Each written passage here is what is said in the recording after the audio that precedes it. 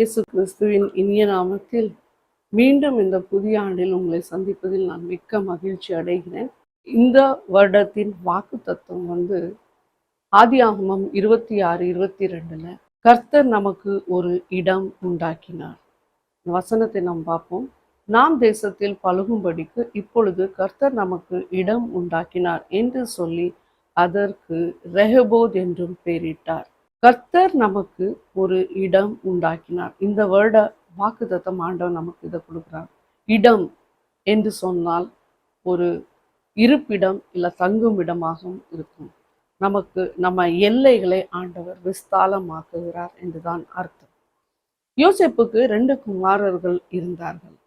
ஒருவன் பெயர் மனாசே, மற்றொருவன் பெயர் யோசேப்புக்கு 2 குமாரர்கள் இருந்தார்கள். ஒருவருடைய பெயர் மனாசே, மற்றொருவர் பெயர் எப்பிராயிம். மனாசே என்று சொன்னால் அதற்கு என்ன அர்த்தம் என்றால், என் வருத்தம் யாவையும் என் தகப்பனுடைய குடும்பம் அனைத்தும் நான் மறக்கும்படி தேவன் பண்ணினார் என்று சொல்லி மூத்தவனுக்கு மனாசே என்று பெயரிட்டான். ஹல்லேலூயா. ரெண்டாவது நம்ம பார்க்குறோம், முதல்ல தன் தகப்பனுடைய இடத்தில் அவனுக்கு விரோதமான காரியங்கள் எல்லாம் முடிவுக்கு வந்தது. டாயில் பர்டன்ஸும் நம்ம சொல்லலாம்.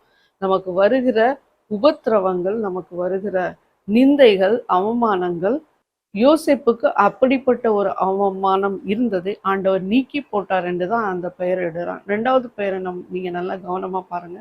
அங்க ஆண்டவர் என்ன சொல்றாருன்னா, நான் சிறுமைப்பட்டிருந்த தேசத்தில் தேவன் என்னை பழுக பண்ணினார் என்று சொல்லி இளையவனுக்கு எபிராயிம் என்று பெயரிட்டான்.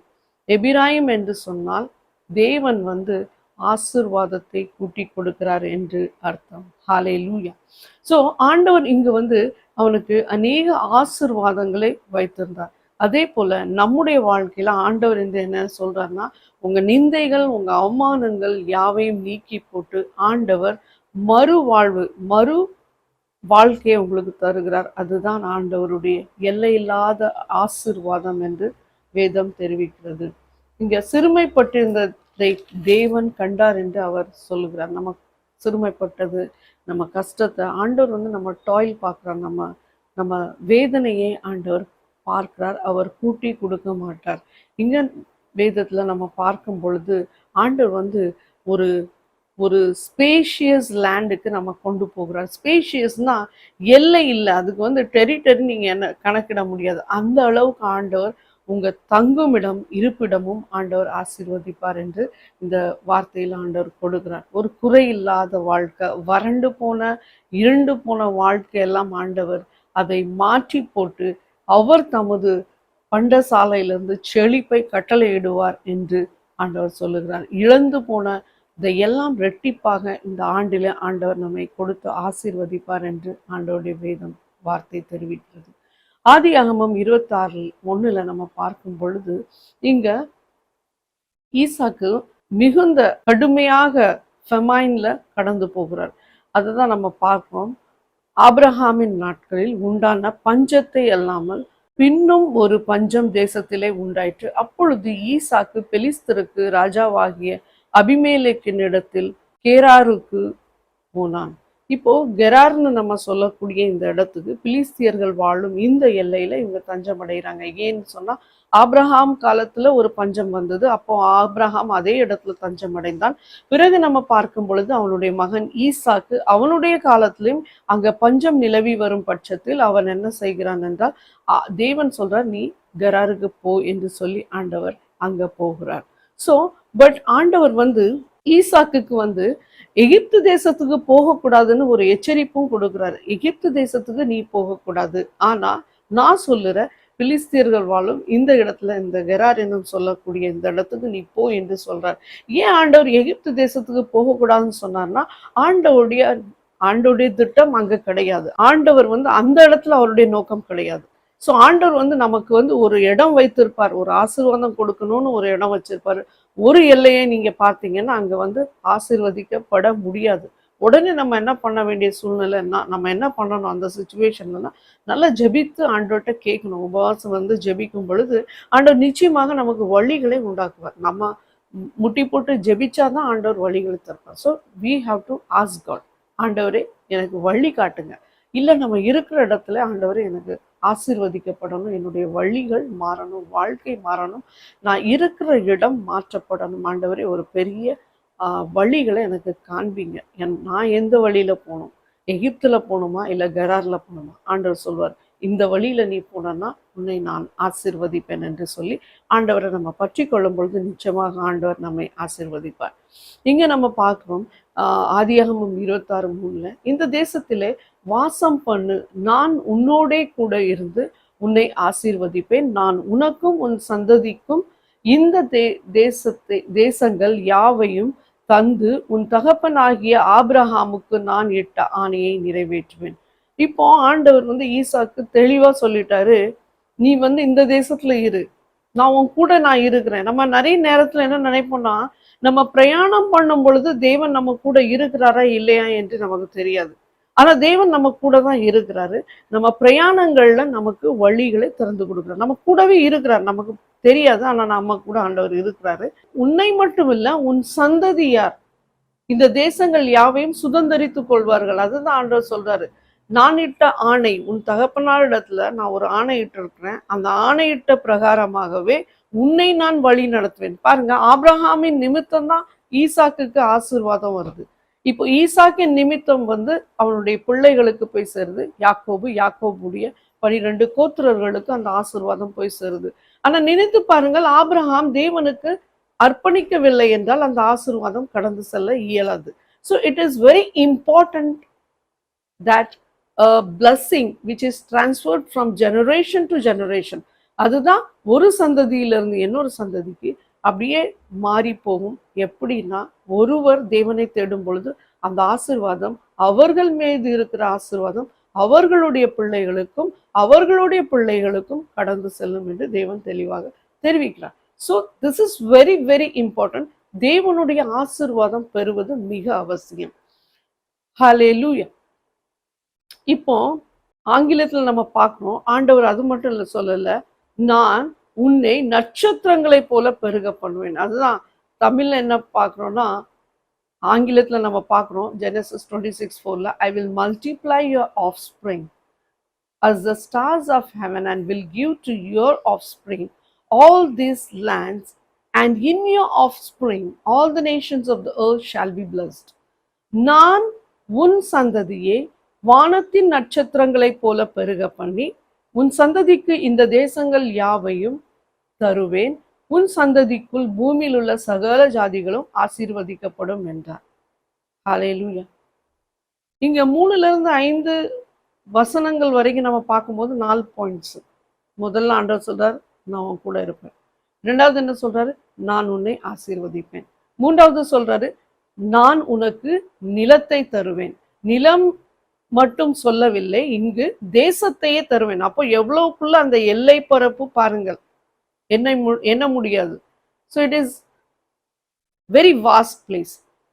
உனக்கு நான் நிலப்பரப்பை தருவேன், நான் என்னுடைய ஆணையை நிறைவேற்றுவேன். I will keep promise. Hallelujah. இந்த 4 காரியங்களை ஆண்டவர் தெரிவிக்கிறார். உன் சன்னதியை வானத்தின் நட்சத்திரங்களைப் போல பெருக பண்ணுவேன். ஹல்லேலூயா, ஹல்லேலூயா. வானத்தின் நட்சத்திரங்கள் என்று சொன்னால் மல்டிப்ளிகேஷன், பெருக்கல். ஆண்டவர் பெருக பண்ணுவார். ஒரு வித்தை போடுங்க மண்ணுல, அந்த வித்து முளைச்சி ஒரே ஒரு கனியை தான் தருமா? நீங்க ஒரு ஆப்பிள் சீடை போடுங்க, ஒரு ஆப்பிள் வித்தை போடுங்க, இல்லாட்டி ஒரு கொய்யா பழத்தில் உள்ள வித்தை போடுங்க, அந்த பழம் வித்து மரமாக மாறி உங்களுக்கு எவ்வளவு கனிகளை கொடுக்குது, அநேக கனிகளை கொடுக்குது. என்ன முடியாத அளவு மூட்டையே நீங்க ஒரு வித்தை தான் போடுறீங்க, ஆனா இவ்வளவு, அதுதான் மல்டிப்ளிகேஷன். ஸோ ஒருவர் மூலமாக ஆண்டவர் இவ்வளோ பெரிய ஆசீர்வாதத்தை வைத்திருக்கிறார் என்பது நமக்கு தெரியாததை ஆண்டவர் தெரியப்படுத்துகிறார். ஹல்லேலூயா. ஈசாக்கு வந்து போறாரு எங்கன்னா, கெராருக்கு போறாரு. அங்க போகும் பொழுது ரெபேக்காவும் போறாங்க. இப்போ 2 ஈவெண்ட் சிமிலாரிட்டி இருக்குது. எப்படின்னா, ஆபிரகாமும் இதே போல இடத்துல போகும் பொழுது அவர் தன் மனைவியை மனைவி என்று காட்டவில்லை, சகோதரி என்று தெரிவித்தார் அபிமேலேக் ராஜாவிடம். அபிமேலேக் ராஜா வந்து பிலிஸ்தியரின் ராஜா. ஸோ இங்க போய் அவர்கிட்ட வந்து என்ன, ஏன்னா சகோதரின்னு சொன்னா என்னையும் விடுவாங்க, இல்லாட்டி என்னை கொண்டு விட்டு விடுவார்கள் என்று சொல்லி ஆபிரகாம் சொன்னதை போலவே ஈசாக்கும் அதே போலவே கடைபிடிக்கிறார். என்ன சொல்றாருன்னா என்னுடைய சகோதரி என்று சொல்லி. ஆனா அந்த ராஜா ஒரு நாள் பார்த்துடுற போதுதான் அங்க பிரச்சனை வருது. ஸோ பிலிஸ்தியர்கள் வந்து பிலிஸ்தியர்களுக்கும் இவர்களுக்கும் சண்டை, அதாவது பிலிஸ்தியர்களுக்கும் இஸ்ரவேலர்களுக்கும் அந்த நாளிலிருந்து சண்டை தான் நம்ம பார்க்குறோம். ஸோ பிலிஸ்தியர்கள் என்ன பண்றாங்கன்னா, இப்ப இந்த ராஜாக்குள்ள இருக்கிறவங்க பாக்குறாங்க, இவங்க வந்து ரொம்ப ஆசீர்வதிக்கப்படுறாங்கன்னு சொன்னோன்னே இவங்களுக்குள்ளாக ஜெலசி வந்து அவங்க தோண்டின அந்த கிணறெல்லாம் வந்து அடைத்து போடுகிறார்கள். அப்போ ஆபிரகாம் வந்து முதல்ல ஒரு தோண்டின கிணறு தான் அவங்க அடைக்கிறாங்க. அந்த கிணறு என்னன்னா அந்த கிணறு தான் நம்ம பார்க்குறது என்னன்னா ஆர்கியூமெண்ட்ஸ். ஸோ அங்கே வந்து விவாதங்கள் நடக்குது. அது வந்து அவங்களே எடுத்துக்கிட்டாங்க, பொறாமையில அவங்க எடுத்துறாங்க, ஜெலசியில அவங்க எடுத்துடுறாங்க. கெரார்னு சொன்னா ஒரு விசுவாசம். அரபிக் மொழியில வந்து சொன்னா வாடி ஷெரியா அப்படின்னா லொக்கேஷன் வந்து வாடி ஷெரியால இருக்கிற இடம். மாடர்ன் ஹீப்ரூல வந்து நஹார் கெரர் அப்படின்னு சொல்லுவாங்க. ஸ்மித் பைபிள் என்ன சொல்லுதுன்னா இது வந்து காசாவுக்கு தெற்கே இந்த இடம் இருக்கிறது என்று அதுல தெரியப்படுத்தப்பட்டிருக்கு. ஸோ இவங்க ரெண்டு பேருமே இந்த பஞ்ச காலத்துல வந்து ஆபிரகாமும் ஈசாக்கும் பஞ்ச காலத்துல தேடி வந்து தஞ்சமடைந்த ஒரு இடம். ஆண்டவர் அப்படிப்பட்ட ஒரு இடத்தை வைப்பார். நமக்கு ஒரு வனாந்தரம் இருக்குன்னா ஒரு செழிப்பு நிச்சயமா இருக்கு. ஹல்லேலூயா. உங்களுக்கு ஒரு கஷ்டம் இருந்தா நிச்சயமா ஒரு ஆசீர்வாதம் இருக்குது. நீங்க தொடர்ந்து தோல்விகளை சந்தித்து வர்றீங்க, தொடர்ந்து உங்களுக்கு பிரச்சனைகள் இருக்குன்னா நிச்சயமாக ரெட்டிப்பான மடங்குல ஆண்டவர் வழி வைத்திருக்கிறார். அது நம்ம நம்பவே வேண்டும். ஹல்லேலூயா. நீங்க நம்பும் பொழுது ஆண்டவர் நிச்சயமாக அந்த ஆசீர்வாதங்களை கட்டளையிடுவார், வழிகளை திறந்து கொடுப்பார். ஹல்லேலூயா. இப்போ இந்த இடத்துல இருந்து அவங்க என்ன பண்றாங்க, பிரச்சனை ஏற்படுத்தி அவங்கள போங்கன்னு சொல்லிடுறாங்க. ஸோ ஐசாக் என்ன பண்றாருன்னா, இப்போ இந்த கெரார் என்னும் சொல்லப்படுகிற இந்த பள்ளத்தாக்கில் தான் வந்து இருக்கிறாங்க இவங்க. இங்க வந்து இருக்கும் பொழுதுதான் இந்த பிரச்சனைகள் எல்லாம் நடக்கும் பொழுது அவங்க என்ன பண்றாங்க, ஏன்னா ஐசாக் வந்து ரொம்ப பிளஸட் ஆகும் பொழுது இந்த பிரச்சனைகள் எல்லாம் வருது. நம்ம இங்க பாக்குறது என்னன்னா, இங்க 2வது கிணறு திறக்கும் பொழுது திறக்கிறாங்க. அதுதான் நம்ம ஆதியாகமம் 26:20 நம்ம பார்க்குறோம். கேராரூர் மேய்ப்பர் இந்த தண்ணீர் தங்களுடையது என்று சொல்லி ஈசாக்குடைய மேய்ப்பருடனே வாக்குவாதம் பண்ணினார்கள். அவர்கள் தன்னோட வாக்குவாதம் பண்ணினபடியினால் அந்த துருவுக்கு ஏசேக்கு என்றும் பெயரிட்டான். இப்போ ஸ்ட்ரைஃப்னா எசேக். ஏசேக்குன்னு ஏன் அந்த துருவுக்கு பெயரிடுறான்னா அங்க வாக்குவாதம். இவங்க நல்ல கிணறுலாம் தோண்டி ஒரு கிணறையே இப்போ பாருங்க, கிணறு தோண்டினா எவ்வளோ கடினமான உழைப்பு. இப்போல்லாம் மோட்டார் மெஷின்ஸ் எல்லாமே இன்ஸ்ட்ருமெண்ட்ஸ் அவைலபிள் இருக்கு. ஆனா அந்த காலகட்டத்துல கடினமான உழைப்பு. அந்த தோண்டி எடுக்கிறாங்க. தோண்டி எடுத்து ஒரு சந்தோஷம் வர்ற சூழ்நிலையில அங்க என்ன சந்திக்கிறாங்கன்னா எதிரிகளுடைய இன்வேஷனை சந்திக்கிறாங்க. எதிரிகள் அவங்கள என்ன பண்றாங்கன்னா வாக்குவாதம் பண்ணாங்க, சண்டை போடுறாங்க அவங்க கூட. ஹல்லேலூயா. அதனாலதான் ஏசேக் என்று பெயரிடுறான். Isaac means strife. ஹல்லேலூயா. குவார்லிங். அடுத்தபடியாக நம்ம பார்க்குறோம் 3வது கிணறு. ஸோ 3வது கிணறு குற்றச்சாட்டுகள், சித்னா என்று அந்த கிணறுக்கு அர்த்தம். அங்க போய் மறுபடியும் 3வது அவங்க எதுக்கு நமக்கு இந்த பிரச்சனைன்னு சொல்லி மறுபடியும் அவங்க போறாங்க. நம்ம வாழ்க்கையிலும் கூட அப்படிதான் நடக்கும். ஒரு பிரச்சனை வந்தா நம்ம இன்னொரு வழியை தேடி போவோம், இன்னொரு பிரச்சனை வந்தா இன்னொரு வழியை நம்ம தேடிப்போம். அதே போலதான் இவங்க இந்த கிணறே வேண்டான்னு, பிரச்சனையே வேண்டாம் நமக்கு அப்படின்ட்டு அவங்கள்ட்ட அவங்க போறாங்க. இன்னொரு கிணறு தோன்றாங்க. அங்க வந்து மறுபடியும் அவங்க என்ன பண்றாங்கன்னா சண்டை போடுறாங்க. வேறொரு துருவை வெட்டினார்கள், அதை குறித்தும் வாக்குவாதம் பண்ணினார்கள். ஆகையால் அதற்கு சித்னா என்று பெயரிட்டான். பாருங்க, இந்த இடத்துலையும் ஒரு பெரிய பயங்கரமான ஒரு வாக்குவாதம், சண்டை. ஸோ அந்த இடத்துல என்ன பண்றாருன்னா இவர் வந்து அத பேர் என்ன வைக்கிறாருன்னா சித்னா, குற்றச்சாட்டுகள். ஹல்லேலூயா. மறுபடியும் அவங்க வந்து பிலிஸ்தியர்கள், ஏன்னா இருக்கிறது அவங்க எல்லை. ஸோ அவங்க எல்லையில நம்ம எதுவுமே பண்ண முடியாது என்று சொல்லிதான் இவங்க எப்படி வர்றாங்க. அடுத்தபடியா நம்ம பார்க்கறது வந்து 4வது கிணறு. 4வது கிணறு எப்படி தோன்றாங்க, அதுக்கு என்ன பேரிடுறாங்கன்னா ரெஹபோம். ஸோ இங்க நம்ம பார்க்கும் பொழுது 22வது வசனத்துல பின்பு அவ்விடமிட்டு பெயர்ந்து போய் வேறொரு துருவை வெட்டினான். அதை குறித்து அவர்கள் வாக்குவாதம் பண்ணவில்லை. அப்பொழுது அவன், நாம் தேசத்தில் பழுகும்படிக்கு இப்பொழுது கர்த்தர் நமக்கு இடம் உண்டாக்கினார் என்று சொல்லி அதற்கு ரெஹபோத் என்று பெயரிட்டான். பாருங்க, எவ்வளவுதான் சத்ருவும் உங்ககிட்ட சண்டை போட வருவாங்க, எவ்வளவுதான் நீங்க நல்லா இருக்க கூடாதுன்னு அவங்க உங்ககிட்ட போராடுவாங்க, அதுக்கும் ஒரு எல்லை வச்சிருப்பார் ஆண்டவர். இஸ்ரவேலர்கள் அடிமைத்தனத்துக்கு போகும் பொழுது ஒரு எல்லை வச்சிருந்தாரு. அங்க எல்லாம் எதிரிகளை விட்டு வச்சிருந்தாரு. ஏன்னா இவங்களை சோதிக்கிறதுக்கு. எதிரியே இல்லைன்னா நம்ம இஷ்டம் போல இருப்போம். ஸோ நம்ம திருத்துவதற்கும் சில நேரத்தில் ஆண்டவர் எதிரிகளை விட்டு வைப்பார். அப்பதான் நம்ம தேவனே என்று ஆண்டவரை தேடுவோம். அதே போல்தான் இங்க என்னன்னா, ஒரு குறிப்பிட்ட எல்லை, அந்த சித்னான்னு சொல்ற எல்லை வரைக்கும் தான் அந்த எதிரிகள் அவங்கள தொல்லப்படுத்தினாங்க. ஏனென்றால் ஈசாக்கு தேவன் மீது அதிக நம்பிக்கை. அவங்க ஆண்டவர் மீது நம்பிக்கை, ஆண்டவரை தேடுவாங்க, ஆண்டவர்கிட்ட ஜெபம் பண்ணுவாங்க. நம்மளும் இடைவிடாத ஜெபம் பண்ணும் பொழுது வருகிற எதிர்ப்பு, எதிரிகள் இல்லாம ஆண்டவர் நீக்கி போடுவார். நம்ம வழிகளை விட்டு அவங்க மனசை மாத்திடுவார். ஹல்லேலூயா. இப்போ பாருங்க, இங்க என்ன நடக்குதுன்னா, இவங்க போய் ஒரு கிணற தோன்றாங்க. அதுக்கு பேர் ரெஹபோத் என்று சொல்றாங்க. ஏனென்றால் அங்க எந்த எதிரியும் பார்க்க முடியல. வாக்குவாதம் பண்ண பிலிஸ்தியர்கள் இங்க வரவில்லை. ஹல்லேலூயா. அப்போ நம்ம பழுகும்படிக்கு கர்த்தர் நமக்கு இங்க ஒரு இடம் உண்டாக்கினார் என்று சொல்றாங்க. பாருங்க, ஸ்பேஷியஸ் ரூம். ஒரு காலகட்டத்துல பஞ்சம், இன்னொரு காலகட்டத்துல தண்ணி இல்லை, தண்ணி பிரச்சனை, இன்னொரு காலகட்டத்துல பாக்குறோம் தண்ணி பிரச்சனை சால்வ் ஆகுது.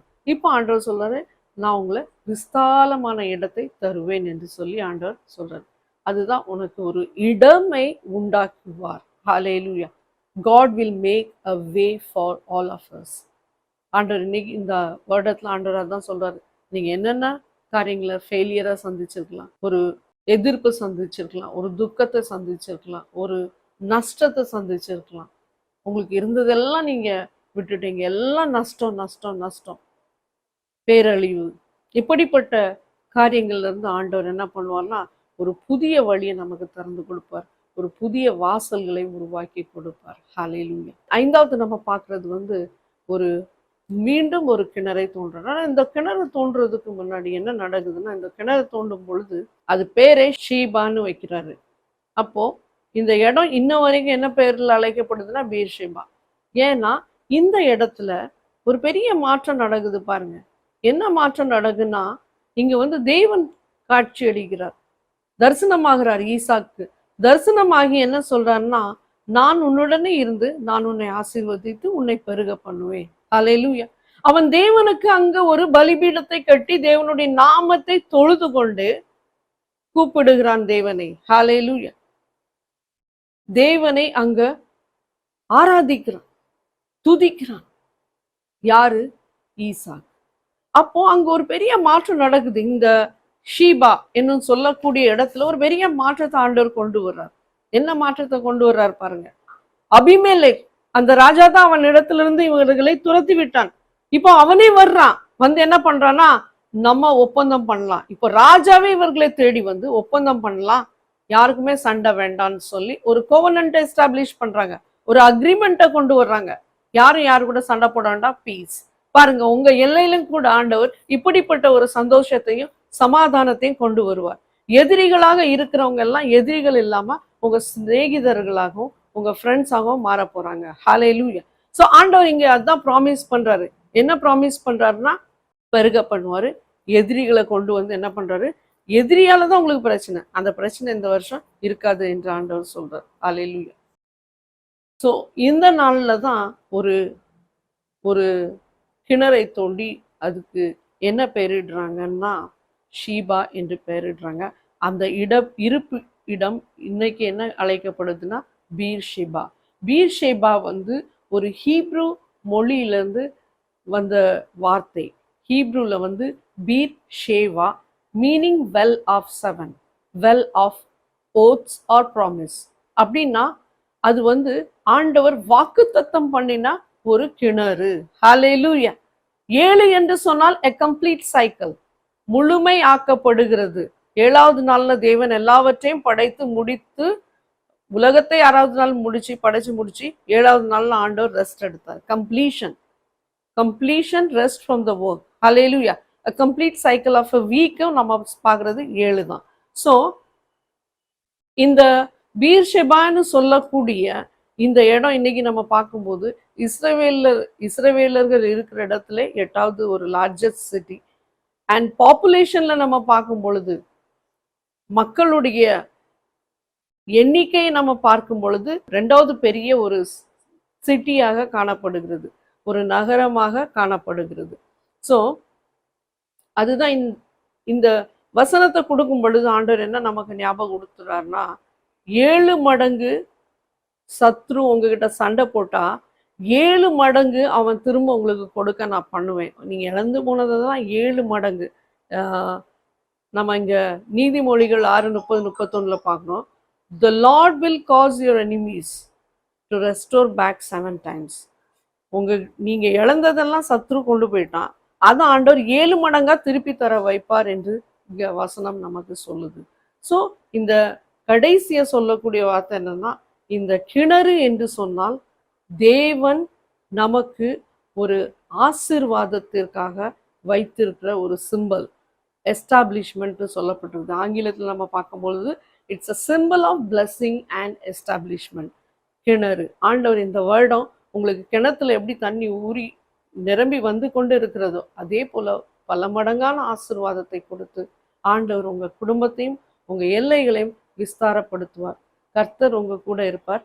நான் உங்களுக்காக இந்த ஆண்டில் ஜெபிக்க போறேன். தகப்பன ஆண்டவரே, பார்த்து கொண்டு இருக்கிற ஒவ்வொருவரையும் அப்பா நீர் கண்ணோக்கி பார்க்கும்படியாக ஜெபிக்கிறேன். ஆண்டவரே, உங்களுடைய பிள்ளைகள் மீது நீர் இந்த ஆண்டு இரக்கம் காட்டும்படியாக ஜெபிக்கிறேன். உங்களுடைய தயவு பெருகும்படியாக ஜெபிக்கிறேன். அப்பா தகப்பனே, எல்லைகளை நீர் விஸ்தாரப்படுத்தும்படியாக ஜெபிக்கிறேன். அப்பா பல பிரச்சனைகள் ஆண்டவரே, பண பிரச்சனையை நீர் சரி செய்யும்படியாக ஜெபிக்கிறேன். அப்பா தகப்பனே, பல மடங்கான ஆசீர்வாதங்களை கட்டளையிடும்படியாக ஜெபிக்கிறேன். ஆண்டவரே, இந்த ஆண்டு கண்ட நஷ்டங்கள் ஆண்டவரே, இழப்புகள் ஆண்டவரே, ஆண்டவரே எல்லா விதத்திலும் இழந்த இந்த காரியங்கள் எல்லாம் ஆண்டவரே நீர் சரி செய்யும்படியாக ஜெபிக்கிறேன். ஆண்டவரே சப்பா, இவர்களுக்கு எல்லாவற்றையும் இழந்து போனதை ஆண்டவரை 7 மடங்காக திரும்ப கொடுக்கும்படியாக ஜெபிக்கிறேன். தகப்பன் ஆண்டவரே, ஒவ்வொரு குடும்பத்தை நீர் சந்திங்க ஆண்டவரே ஏசப்பா.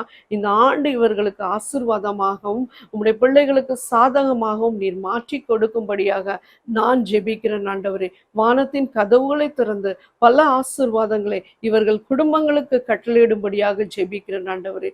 அப்பா, உயர்வை கொடுக்கும்படியாக ஜெபிக்கிறேன் ஆண்டவரே. எல்லைகளை விஸ்தாரப்படுத்தும்படியாக ஜெபிக்கிறேன் ஆண்டவரே. குடும்பங்களின் மத்தியிலே ஆசீர்வாதம் தங்கி இருக்க அப்பா தகப்பனே நான் இவர்களுக்காக ஜெபிக்கிறேன். அப்பா தகப்பனே, இவர்களை எதிர்த்து போராடுகிற ஆண்டவரே, நோயாக இருக்கலாம், எதிரிகளாக இருக்கலாம், பேரழிவுகளாக இருக்கலாம், எதாகிலும் இருந்தாலும் ஆண்டவரே, அதை இல்லாமல் நீங்க ஆண்டவரை நீக்கி போடும்படியாக ஜெபிக்கிறேன் ஆண்டவரே. பிள்ளைகளுக்கு ஆண்டவரே சகல ஆசீர்வாதம் சுதந்திரித்து கொள்ளும்படி அப்பா தகப்பனே உம்முடைய வல்ல கரத்தினால் ஆண்டவரே நீர் இவர்களை தாங்கி கொண்டு ஆண்டவரே பலத்த ஆசீர்வாதம் இவர்கள் மீது ஊற்றும்படியாக நான் ஜெபிக்கிறேன் ஆண்டவரே. அப்பா தகப்பனே, உயர்த்துங்க ஆண்டவரே ஏசப்பா. இந்த கண்ணீரை யாவையும் கண்ட தேவன் ஆண்டவரே, அதை துடைத்து தகப்பன் ஆண்டவரே சந்தோஷத்தையும் மனமகிழ்ச்சியும் நீர் கொடுக்கும்படியாக ஜெபிக்கிறேன். அப்பா தகப்பனே, இந்த ஆண்டு உங்களுடைய பிள்ளைகளுக்கு பெருக்கலின் ஆண்டாக நீர் மாற்றும்படியாக ஜெபிக்கிறேன் ஆண்டவரே. There is no limitation for the blessing of the Lord. ஆண்டவரே, பலத்த ஆசீர்வாதம் கட்டளையிடுவராக ஆண்டவரே. இந்த குடும்பங்களையும் இதை பார்த்து கொண்டிருக்கிற ஒவ்வொருவரையும் நான் உங்களுடைய கரத்தில் ஒப்பு கொடுக்கிறேன். நீர் அவர்களை பிளஸ் பண்ணுங்க. In Jesus name I pray, amen. கர்த்தர் உங்களை ஆசீர்வதிப்பாராக. God bless you.